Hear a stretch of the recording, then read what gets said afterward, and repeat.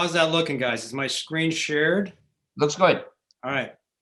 So, yeah, it's very nice that you mentioned Ed Minucci. Ed Minucci was an MD PhD student at UCSD, and he was actually my very, very first graduate student. Oh, that I And didn't know. he was the very first graduate student in my lab. I could go into a long story about hooding him at his graduation ceremony from MD PhD, because I just did that again last weekend for the graduate student whose work I'm going to talk about today. So I am going to talk about, as Eddie mentioned, I'm going to talk about TAM receptors in Alzheimer's disease. And the work that I'm going to talk about is very largely that of this graduate student, Yutong Huang. Yutong was a graduate student in the biological sciences program at UCSD, and she got her PhD last winter. So as Eddie mentioned, my lab, we've worked on a whole bunch of different things, but for the last 25 years or so, we've focused a lot on the roles of receptor tyrosine kinase signaling in various aspects of development, largely in nervous system development. And for the last quite some time now, we've had a major focus on these particular receptor tyrosine kinases, the so-called TAM receptors. So TAM is a name just for comes from the first letter of the three receptors that are in this family: Tyro3, Axel, and MER. Today, I'm going to talk about almost exclusively about Axel and MER. These receptors play important roles in diverse sets of biology. So they're very important for the development and the metastasis of many different cancers in the body. This is probably the biggest area in which people work on them. Just by way of disclosure, I have ties to two companies that are devoted to developing inhibitors largely to the TAM system, Celldex and Aerovive. I won't talk about that today. The TAMs also play very important roles in the infection of target cells by envelope viruses, a large variety of envelope viruses. There's a lot of work in this area for flaviviruses, for West Nile virus, for dengue virus, and for Zika virus. We've done a little bit of work in this area. It's turning out that the TAMs are also very important in endothelial cell function in the vasculature. We have a project ongoing in the lab in this area as well, but I won't talk about that today. And then the TAMs play very important roles in immune regulation and in tissue homeostasis. And today I'm going to talk about immune regulation and tissue homeostasis in the central nervous system in the context of Alzheimer's disease. So again, here are the three receptors. They are more or less conventional receptor tyrosine kinases. They have a ligand binding ectodomain, extracellular domain. They have very, very potent tyrosine kinase activities that is intrinsic to the cytoplasmic domain of the receptors. That kinase is not activated unless the receptors are bound by two important co-ligands. So I'm going to spend just a little bit of time talking about the biology of the system because it's unusual with respect to other receptor tyrosine kinases, and it's very, very important in terms of understanding how these receptors act in cells in the brain in Alzheimer's disease. So there are, as I said, three receptors in the family: Tyro3, Axel, and MER. I'm going to talk about these receptors in microglia in the brain today. And the primary receptors in the microglia are this receptor, MER, which is constitutively expressed by all microglia cells. And this receptor, Axel, which I'll show you in just a second, is very prominently induced in microglia when they become activated. Now, these receptors are activated by two ligands, Gas6 and protein S, by the binding of these ligands. Gas6 is a ligand which binds and activates all three TAM receptors. Protein S is a ligand which binds and activates MER and Tyro3, but not Axel. Now, so this is pretty much conventional to this point. So the receptors are not activated unless they're bound by the ligand. But the unusual feature of the family, and which is key to Alzheimer's disease, is that in addition to binding the ligands at the C terminus of the ligands, the so-called SHBG domain, the amino terminus of the ligand, this GLA domain, must bind to a phospholipid, a common everyday phospholipid called phosphatidylserine, which is in every plasma membrane of every cell in your body. So without this binding of phosphatidylserine to the GLA domain of the ligand, this system cannot be activated. So we've worked on this for a number of years, and we pretty much figured this all out. Now, phosphatidylserine is really important. It's a fascinating business because in the plasma membranes of all your healthy normal cells, essentially all of the phosphatidylserine in that plasma membrane is in the inner leaflet of the membrane. And it's confined to the inner leaflet by an action of these enzymes called flipases. I won't go into this. It's really an amazing story. There's a large number of these flipases that do this. And so normally, the extracellular world never sees phosphatidylserine. But when cells are infected by virus, when they begin to undergo apoptosis, when they're stressed in all sorts of ways, you activate the activity of an alternative set of enzymes called scramblases. These are very large transmembrane proteins that sit in the membrane, like the flipases, and they catalyze the translocation of phosphatidylserine to the extracellular leaflet of the membrane. So this is how phosphatidylserine gets to the extracellular leaflet and how it can act as a co-ligand for the TAM system.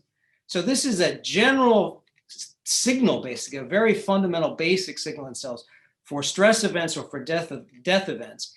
And in the context of apoptotic cells, of cells that die by apoptosis and have to be recognized and phagocytosed by phagocytes like macrophages, the exposed phosphatidylserine is the most common of the so-called eat me signals by which dead cells are recognized by phagocytes and engulfed. So the TAM system does a whole bunch of different things, but in the context of the cells we're going to talk about today, which are the macrophages of the brain, the microglial cells, they do really two important things. One is they're absolutely required for the phagocytosis of apoptotic cells. So apoptotic cells express phosphatidylserine on their extracellular surface. The GLA domains of the ligands bind to that phosphatidylserine. The SHBG domains of the ligands Gas6 and protein S bind to the TAM receptors on the phagocytes, activate their kinases, and trigger phagocytosis. And this we've worked on actually for a long period of time. This is a paper you can see we published now 7 years ago, really defining TAM function in phagocytosis in macrophages. This is a macrophage in culture. This is an apoptotic thymocyte from the thymus. And this cell has been sort of caught in the act of extending this phagocytic cup around this cell. It's in the process of eating this cell. And in order for this cell to do this efficiently, it absolutely requires the TAM system. The TAM system may be the most important system for the phagocytosis of apoptotic cells by macrophages in the body. So that's one thing that the TAM system does. It's required in many settings for the phagocytosis of apoptotic cells. The other thing the TAM system does is that one component of the TAM system, particularly the receptor axle, is activated in macrophages and including in microglial cells anytime those cells are stimulated. So these are Western blots from macrophages in culture that have been stimulated with these various toll-like receptor ligands, LPS, poly-IC, TNF-alpha, interferon gamma. And what you see is that in the absence of stimulation, there's this very low level of expression of axle in these cells. This turns out to be true for microglia in the brain. But once you stimulate them by adding these ligands, you get this booming up regulation of axle. And many, many years ago, we actually figured out what was going on in this system. Axle is part of an intrinsic negative feedback pathway in macrophages and dendritic cells and other immune sentinels. It's activated after a TLR pathway is activated. It turns on a set of inhibitors inside these cells, including these suppressors of cytokine signaling, which then feed back on the toll-like receptors and the cytokine receptor pathway and shut it down. So they are things that are turned on at the end of the immune response, the intrinsic immune response, to shut down cytokine signaling. And so in the absence of this pathway, when you have an activation in an immune cell, in a macrophage or dendritic cell, the dendritic cell, in the absence of TAM signaling, will over-respond. So they are basically sort of firemen that put out the immune response. So in the brain, there are two main populations of cells that express these TAM receptors. And this is an immunohistochemistry for the receptor MER. Those two populations of cells are the brain's macrophages, microglia, which at steady state express very high levels of MER, and the other population of cells that express MER, and for some of the larger vessels also AXL, are these endothelial cells that line the vasculature. So this is a blood vessel in the brain, a large blood vessel that's marked by CD31. You can see there's lots of MER in this cell as well.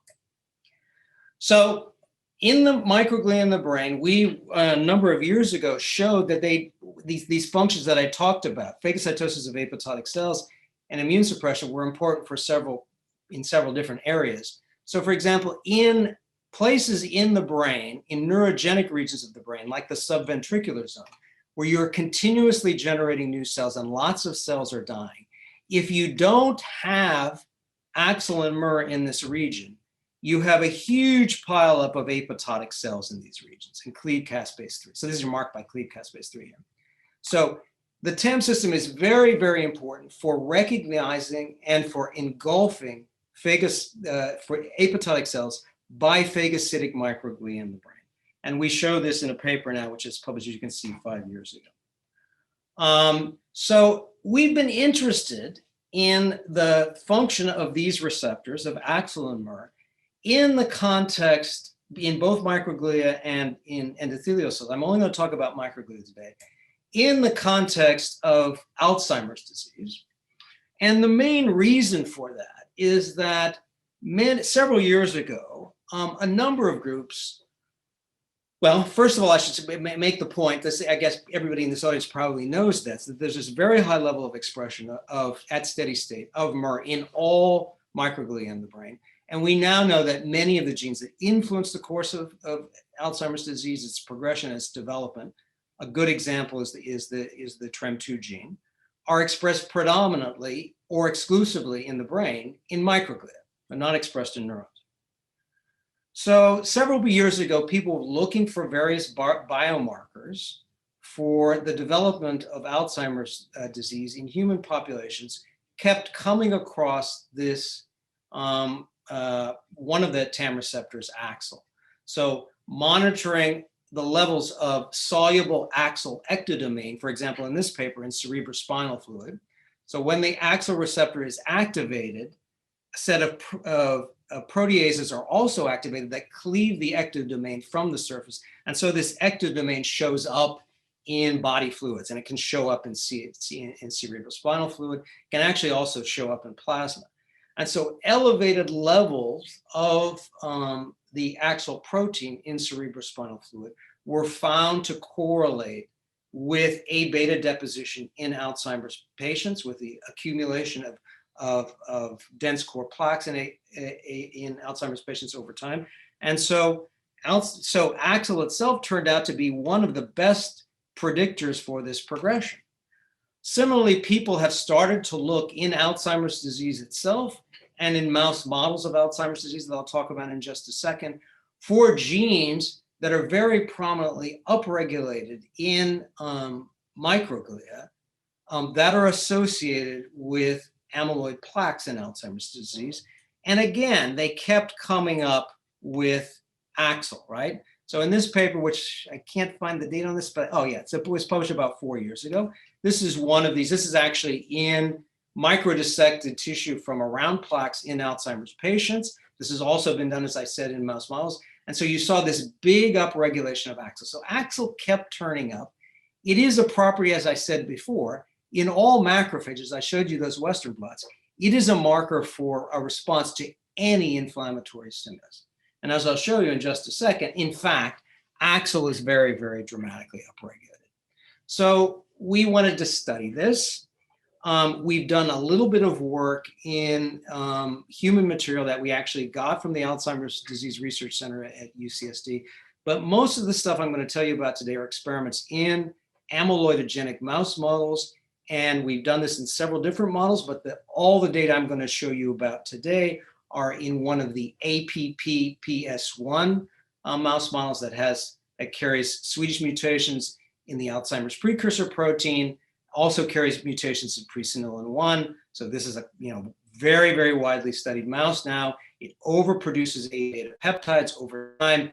These A beta peptides get assembled into dense core plaques in the brain. The mice get very sick. They have, as you guys all know, important features of Alzheimer's disease. So in these mouse models, what we in fact found was indeed there's a very prominent upregulation of AXL in the brain that's associated with the appearance of plaques.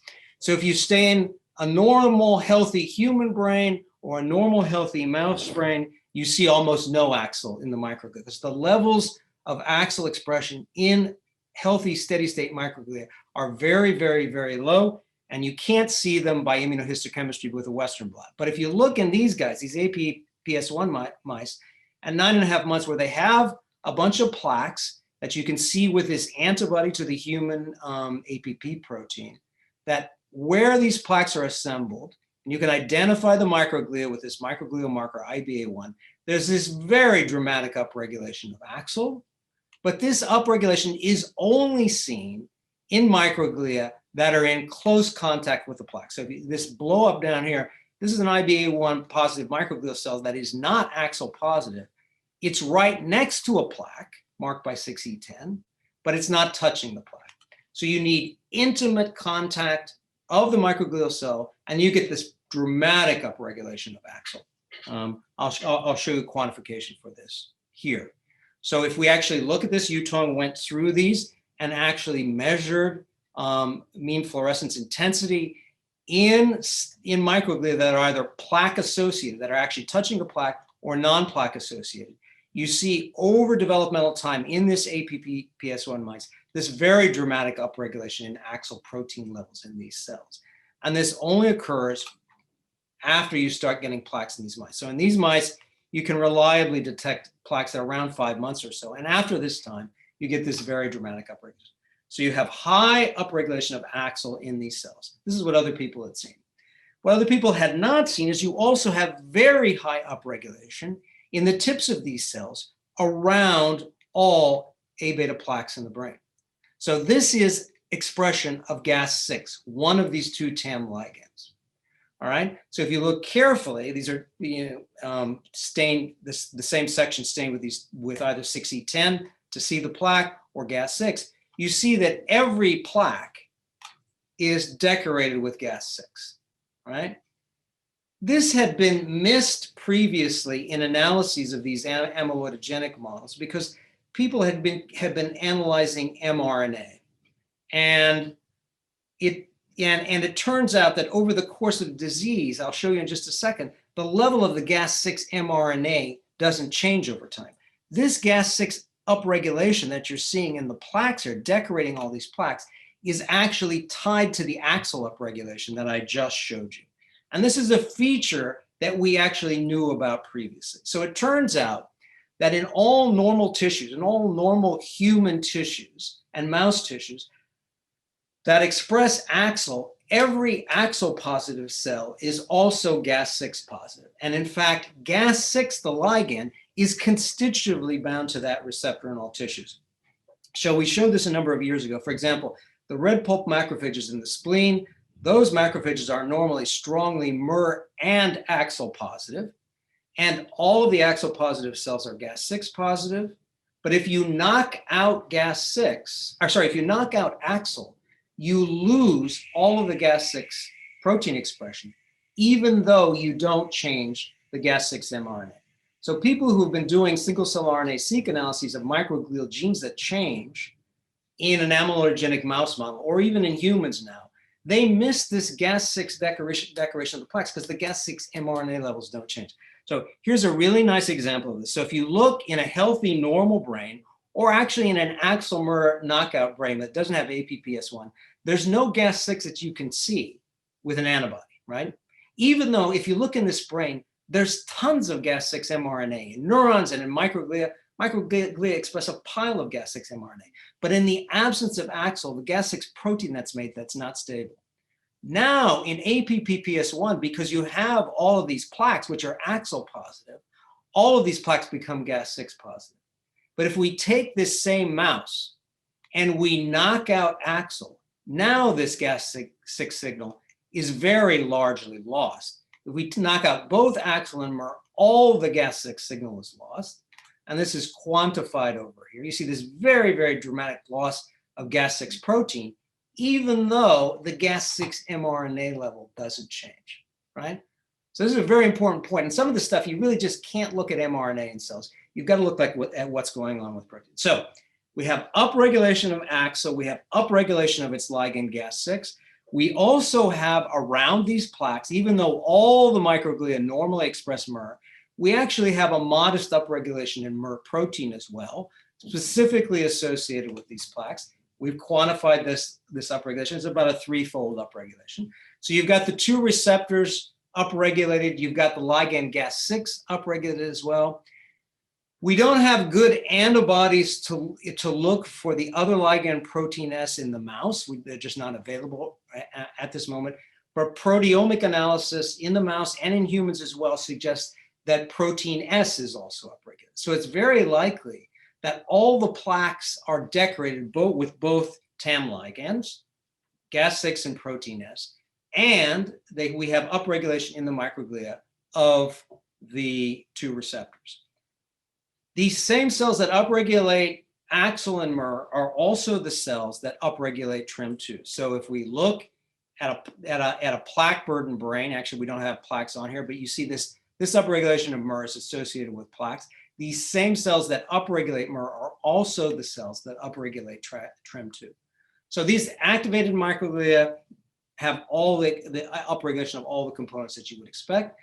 They have downregulation of homeostatic components. So this is a widely used homeostatic marker, TMEM119, in an APPS1 mouse when there are lots of plaques that we can see with 6E10 antibody. And you can see around these plaques, there's sort of holes of TMEM119 expression. So immediately around the plaques, there's this downregulation of a homeostatic marker. And there's upregulation of IBA1, which is this general microglial marker, but in activated microglia, it goes up. So you can see these holes here are actually upregulation of an activated marker. So these cells, microglia in this region, have high levels of AXL, they have upregulated levels of MER, they have upregulated levels of TREM2, and they also have upregulated levels of IBA1. So the final component you need that I mentioned at the introduction to the talk, in order for this signaling system to work, is upregulation of phosphatidylserine, right? Because the TAM system is essentially dead unless the amino terminus of Gas6 and protein S can bind to phosphatidylserine. Well, it turns out, so you can visualize phosphatidylserine externalization on the surface with this reagent called PCVA. It's a Nexen derivative that only fluoresces strongly when it's bound to phosphatidylserine. And we've done this in the cortex of an APPS1 mouse at 12 months where there's lots of plaques. And all of these plaques, these 6E10 positive plaques here, are actually decorated with phosphatidylserine. So it's been known for quite a while that plaques in the brain, amyloid plaques in the brain, are also loaded up with dystrophic membrane that comes from cells, largely neurons, that are either damaged or killed by the exposure to A beta in the brain. And so in that dystrophic membrane, there's a substantial amount of phosphatidylserine. So all of these plaques are decorated with phosphatidylserine as well. In the paper, we go into a lot of controls for this, so you can actually believe this is a real result. So we have all of the components of the TAM signaling system engaged around plaques, right? We have upregulation of the two receptors, AXL and MER. The microglia do not express TYRO3. We have clear upregulation of Gas6 and probable upregulation of protein S as well, decorating the plaques. The amino terminus of these ligands binds to this phosphatidylserine-rich dystrophic membrane. And this is all tied up with polymerized amyloid beta in these cells. So the question is any of this relevant to the development of amyloid disease in mice and in Alzheimer's disease? You know, the engagement of this system has these two effects that I told you about. It inhibits cytokine production, it inhibits neuroinflammation, and it strongly promotes phagocytosis that's dependent on the exposure of phosphatidylserine. So we asked what's going on simply by taking these amyloidogenic models, like the APPS1 mice, and crossing AXL and MER germline full mutants into those models and asking what's happening, right? So the first thing I want to talk about is basically the effect of not having AXL and MER on the expression of genes in these microglia in the model. So this kind of stuff has been done before in other labs. We have done it now for the APPS1 mouse. What we have done is single cell RNA sequencing of CD45 positive sorted cells from the brain. The majority of those cells are microglia. In the paper, we describe exactly what other cells you get on this. And by applying unbiased hierarchical clustering protocols, Seurat-based protocols, we were able to get these principal component kind of diagrams here, in which we were able to define 6 different microglial states in both the APPS1 mice and in the APPS1 mice that don't have AXL and MER. So this is actually a combined analysis. There are 2 major states. One is this so-called C cluster 0 state, or state 0, which is the large homeostatic cluster of microglia in these brains.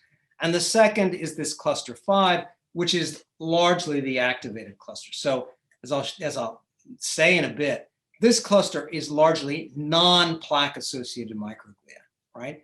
And this cluster corresponds to the microglia that are plaque associated. In transition from C0 to C5, we have these intermediate states, which are basically, we can characterize them by following the set of marker genes, which are shown here, over here on the right. So C2, C3, C4, and C5 are transitional states between the homeostatic cluster and the activated cluster. And then finally, we have a very interesting cluster here, which I won't talk about today, which is a cluster that is really primed for antigen presentation. So it's highly activated, and in addition, it is upregulated for a whole series of genes involved in presenting antigens to T cells. This is potentially quite interesting in the context of Alzheimer's disease. So this is the large cluster.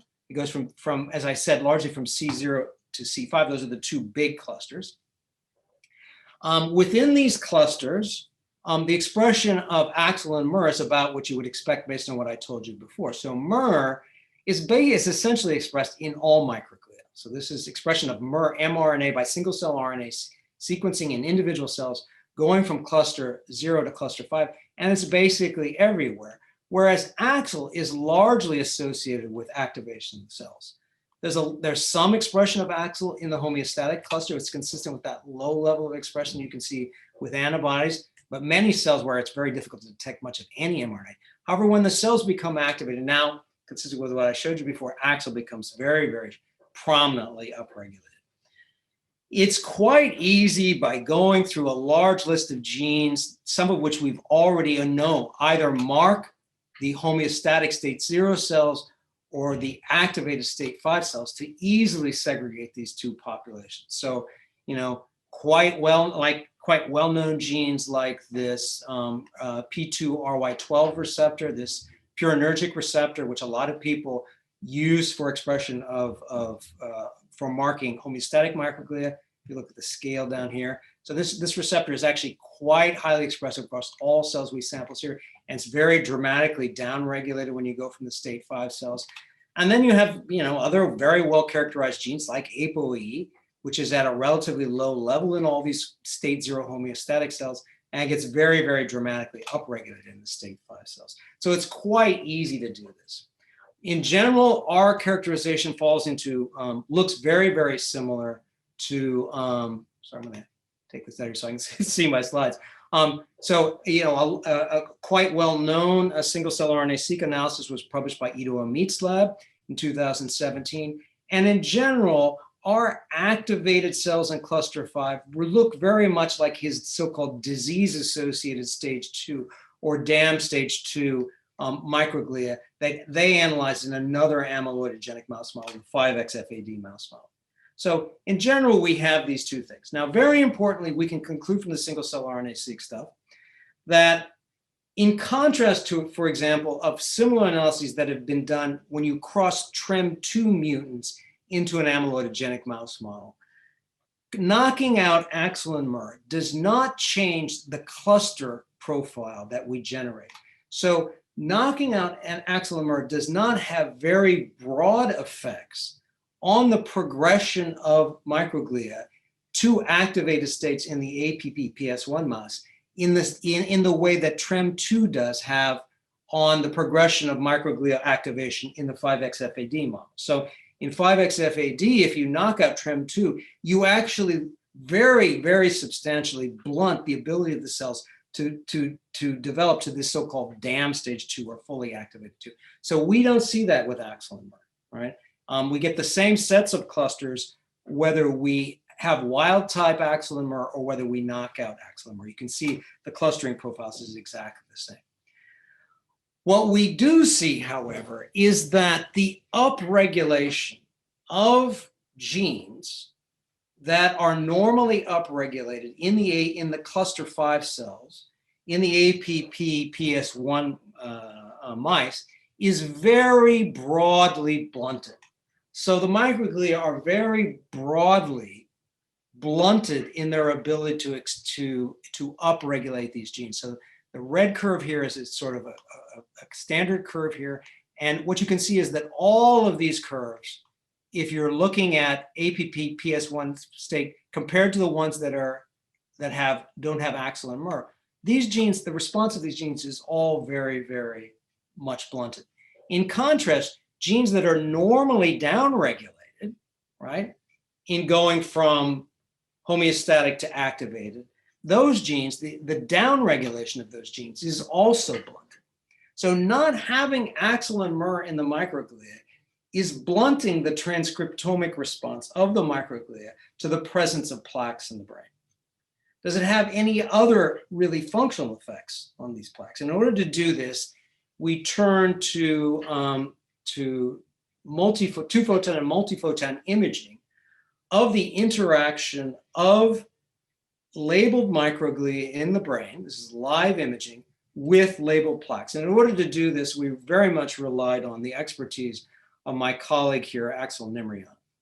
So in order to do these experiments, we have crossed the APP-PS1 mice into mice in which GFP is driven in microglia by expression off of the chemokine receptor CX3CR1.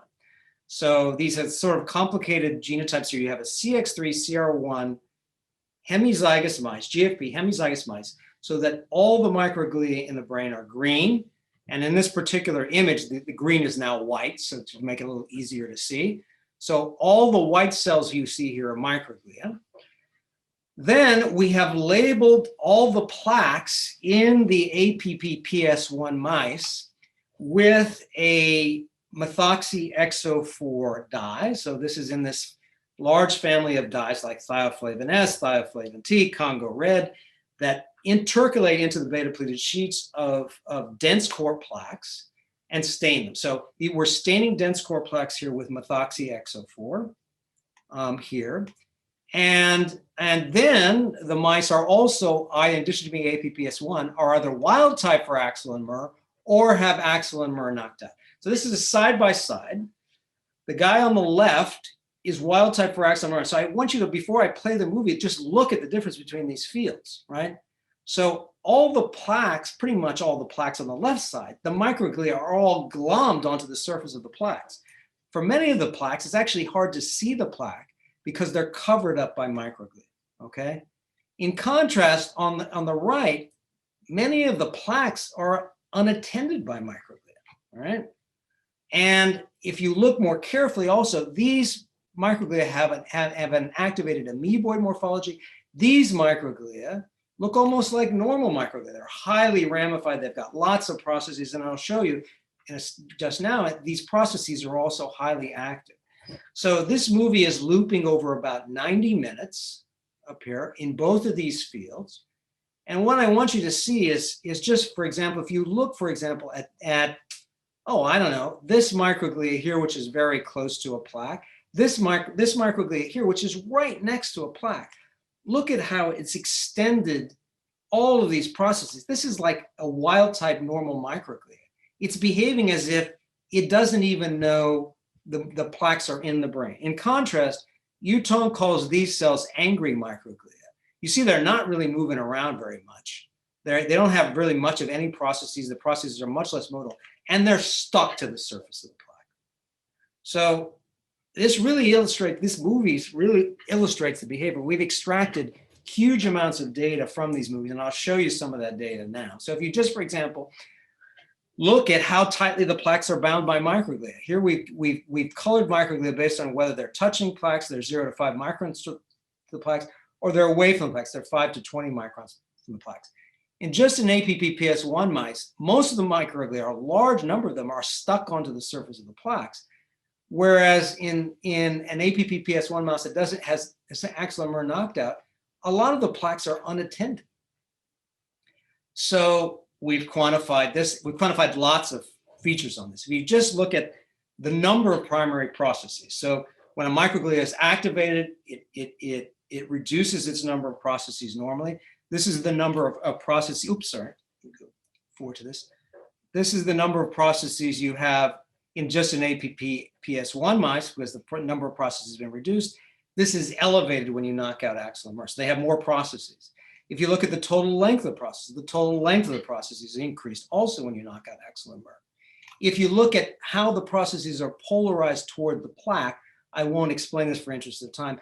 They're highly polarized towards plaques in APP-PS1 mice. But when you knock out axonal and Mer, there's essentially no polarization towards the plaque. So by all of these criteria, the microglia in this plaque-burdened brain, when you knock out axonal and Mer, they barely know that the plaques are there. All right? For what I'm going to spend the rest of the time talking about, the most important phenotype actually is seen when with respect to the ability of the microglia to actually phagocytose the plaques. Okay, because the plaques are labeled with one color and the microglia are labeled with another color, in these imaging things, we can actually quantify the amount of red material that's internalized inside the GFP labeled microglia, right? And if we do this normalized either to the volume of view or to the GFP volume of the plaque, you see this very dramatic deficit in the ability of the microglia to actually internalize this MX04 labeled plaque material. It's a tenfold deficit by either of these criteria, right? So I would then call your attention in particular to this thing. So in a normal APP-PS1 mouse with microglia that has wild type axonal and Mer, I would emphasize that up to 10% of the volume of the microglial cell is occupied by the internalized A beta material. So this microglia, when it has wild type axonal Mer, is sort of bloated, it's laden with this material, which it cannot digest. But when you knock out axonal and Mer, you see this tenfold drop in the ability of the cells to actually eat the material. Okay, so when we saw this, we go, wow, this is really, really dramatic. You know, up until very recently, almost until this paper, it has been assumed that microglial phagocytosis of A beta material in the brain is constraining the growth of plaques.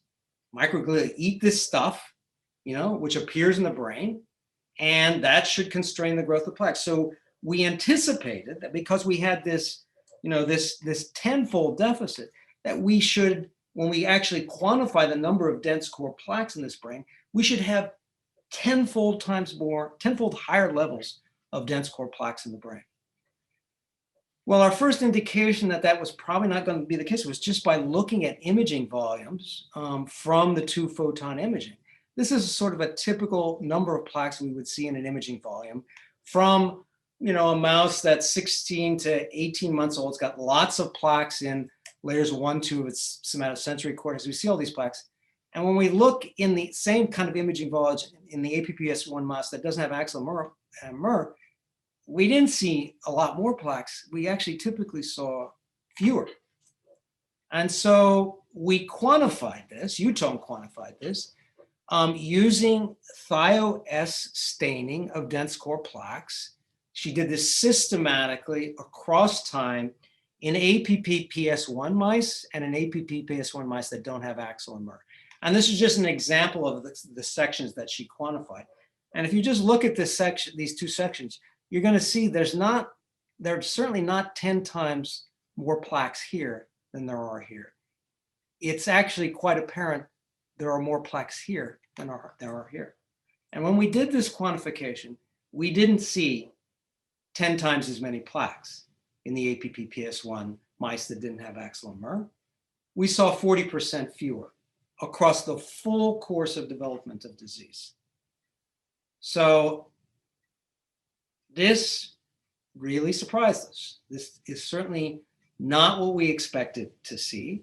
We expected to see, as I saw, that these red points here, oops, sorry, keep pushing the wrong buttons. These red points should be somewhere up here. Instead, they're all below the APPS1. So when we quantified this, this is true every place that plaques develop. It's true in the cortex. It's true in the hippocampus. You see this approximately 40% deficit in the development of plaques, right? This is in mice that have axle and MER both knocked out. Now, as I said, we were motivated to do this stuff initially because axle was this receptor that's really dramatically upregulated in Alzheimer's disease. So we asked of axle and MER, instead of doing double knockouts, for this phagocytosis effect, what's the most important receptor? And it turns out the most important receptor is not axle. So if we quantify the number of thio-S positive plaques in an APPS1 mouse that doesn't have axle, maybe there's a little bit of a trend down, but it's basically the same as APPS1. All of the phenotype that we see in the double knockouts is actually phenocopied by the MER single knockouts. And MER is this receptor which is expressed at high levels in all microglia, even before all the time, even before there's any plaques. So in terms of plaque development, the key receptor is not axle, it's MER. All right, so we have this unexpected deficit, loss, this drop in the number of dense core plaques in the brain. But the other thing we saw is that in addition to this drop in dense core plaques in the brain, we looked at the halo that surrounds dense core plaques. And there are a bunch of markers for this. The one is this autophagy marker, LAMP1. And in a normal APPS1 mouse, you see something that kind of looks like this. This is the dense core plaque here. And around this dense core plaque, there's a halo of this LAMP1 marking. This is marking mostly these dystrophic membranes that I'm telling you about. Here's another example. Here's a nice dense core plaque here. And around that dense core plaque is LAMP1. And if you just look through all these examples here, you'll sort of see these nice intensely stained plaques. But if you look over here in axonal MER double knockout, first of all, it's harder to see the dense core plaques with 6E10. Now we're not looking at the dense core plaques with thioflavin S. We're looking with this antibody to the amino terminus of APP, which will basically identify all plaques. And you see this much larger area of LAMP1 expression around here. And so when we quantify this is an area ratio of the amount of LAMP1 to 6E10. We see this sort of 10-fold increase in the ratio of LAMP1 to 6E10 when we knock out axle and MER. So we've had fewer dense core plaques, but now we have a big expansion of this halo. You can mark this halo is marked both with other things too. So this is a protein, an ER protein called reticulon 3. And again, there's a 10-fold increase in the size of this halo, all right? The other thing, I didn't actually say this, but if you actually look at the number of diffuse plaques as a fraction of the total plaques, so I told you the dense core plaques go down by 35%, but the diffuse plaques actually go up by approximately 35%. The other phenotype that goes up in these mice is a phenotype called cerebral amyloid angiopathy, which is the deposition of A beta in blood vessels in Alzheimer's disease and in amyloidogenic mouse models. And this is sort of immature. This is just an example of a blood vessel identified with laminin staining. And this is amyloid deposition within and around the blood vessels. So we actually quantified this as well. And this, in contrast to the dense core plaques, doesn't go down when you knock out axanomer, it goes up approximately twofold. All right. So we have dense core plaques going down. We have diffuse plaques and the halo around the diffuse plaques going up. And we have CAA going up as well. So what do we think is happening? I'm going to end with this because this really, I think, reorients how people think about what dense core plaques mean and what they are in the brain. So this is the TAM. So I'm sort of taking you up in scale here. This is the TAM diagram that I showed you about before. This is the kinase in the microglia that's going to do the phagocytosis. This is the TAM ligand bound to phosphatidylserine, which is going to be in this dystrophic membrane, which in AD is associated with polymers, lower order polymers of A beta oligomers and protofibrils. That's sort of this situation here. So if we look at a dense core plaque, a normal dense core plaque, you have the dense core. In the halo around the dense core, you have this material, which is trimers, tetramers, oligomers, protofibrils. These are bound to this dystrophic membrane, which has phosphatidylserine. This is engaged by the TAM ligand, all right? This results in the endocytosis of this material inside the microglial cell. Now, the formation of the highly aggregated, highly polymerized, highly insoluble A beta in dense core plaques is known to be promoted both by the concentration of the A beta oligomers and by a drop in the pH, by acidic pH. Now, those things don't happen normally in the extracellular space where dense core plaques appear, but they do happen in the lysosomes of cells.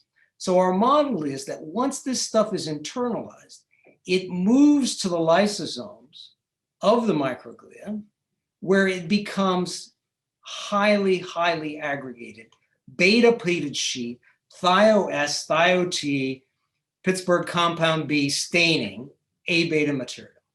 This is now inside the microglia cell.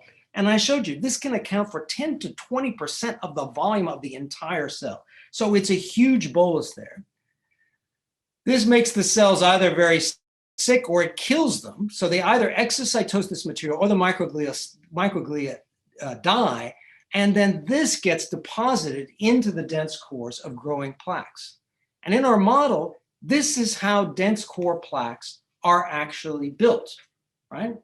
So in the model, and one of the key fundamental conclusions is that dense core plaques, the ones that stain with thio-S and thio-T and methoxyXO4 and Congo red, they don't form spontaneously. They are built by microglia, and they are built by the phagocytosis of microglia. And it is this process that actually constructs that, all right? So that is a key conclusion. And I will end then by saying that I really think what the dense core plaques in the brains are is that they are granulomas. So in the body, when the immune system is confronted with something that it cannot eliminate, it encapsulates that threat with macrophages largely. You see this if you inhale heavy metals, if you're a miner and you inhale heavy metals or you inhale silica, macrophages will form a granuloma around those metals with this silica, and they will isolate that silica from the rest of your lungs. The most famous example of this is an infection of the lungs with tuberculosis, where macrophages become highly activated and they form a wall around the tuberculosis bacillus, and thereby confine it to the confines of the granuloma. And Yutong and I suggest that exactly the same thing is happening in Alzheimer's disease. You have this production of a toxic, pathogenic peptide, which gets assembled into pathogenic proteins. It continued to be produced in the Alzheimer's brain, and the immune system can't handle it. So what it does is it forms a granuloma around this, and this granuloma is the dense core plaques. And if that's really the case, then we suggest that therapies whose only effect is to disaggregate this granuloma, that those therapies may be therapeutically problematic. I think we have to consider that actually going forward. So I'll stop there and just give you the takeaways from our talk. AXL and MER, these TAM receptors in microglia, are required for microglia to detect and to respond to the presence of plaques in the brain. In the absence of TAM signaling, microglia display a blunted transcriptomic response to the plaques. Without TAM signaling, the microglia are largely oblivious to the presence of plaques in the brain. And without the TAMs, microglia cannot effectively engulf plaque material. Most importantly, microglial phagocytosis does not constrain dense core plaque development. It promotes dense core plaque development. And finally, I would say that microglia build plaques, we hypothesize, as granulomas, and that their disassembly as an AD therapy may be contraindicated. So with that, I will end. I will say that the large bolus of this work was done by a fantastic biological sciences graduate student, Yutong Huang. Yutong defended her PhD last winter and got her hood yesterday. This tie I'm actually wearing today is DNA tie. I don't know if everybody can see it. It was a gift from Yutong. And we had very, very important contributions on many aspects of this project, especially the transcriptomic analysis by a postdoc in the lab, Kaisa Happonen. Kaisa's main project is on TAM signaling in the endothelial cells in the brain, which is turning out to be just almost as fascinating as, or probably maybe even more fascinating than this. It's fantastic work as well. So we had important contributions from Kaisa. The other folks who did important things are Patrick Barola, a longstanding technician in the lab, who cut all the sections and set up most of the immunohistochemistry staining that I showed you. Carolyn O'Connor, who sorted CD45 cells, helped us sort CD45 positive cells for the single cell RNA-seq analysis. Nasrin Ha, who actually did the sequencing. Ling Huang, who was a bioinformatician who helped us actually analyze the data. And Axel Nimmerjan, without whom we couldn't have done any of the 2-photon imaging. So those are my colleagues. On their behalf, I will thank you for your attention and